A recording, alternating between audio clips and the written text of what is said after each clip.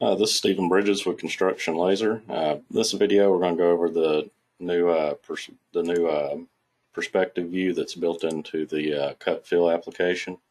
Actually, I'll back out here to start fresh. So, inside of cut and fill, this is normally what you see, or you could click on that and rotate it around, see it from different views.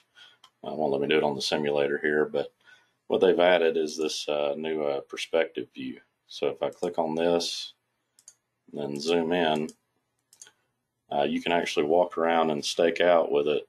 Let's see, we'll get it moving here. A little harder to do on the simulator, and it'll flip around. There we go. So as you walk around site, you look at it more like card navigation. Now for stake out, you probably won't use that too much, but where I do see it really coming in handy is, sorry, phone rang, but where I do see it coming in handy is if you use the site foreman settings. You can go in here and switch it to, say you have a scraper. You can go in and tell it, how wide the blade is, the height off the ground, or you can bench it out on something to define a height. And we can, so now we have the scraper on the screen. We can start grid logging. And now as we ride around, this is more what an operator would want to see. So just a nice visual, not seeing a big overhead screen, especially on a huge site.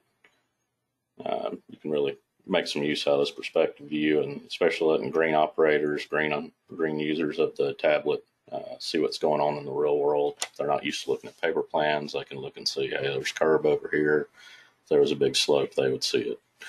Then you see it's drawing a red line here, or a red grid, as it rides around, back out.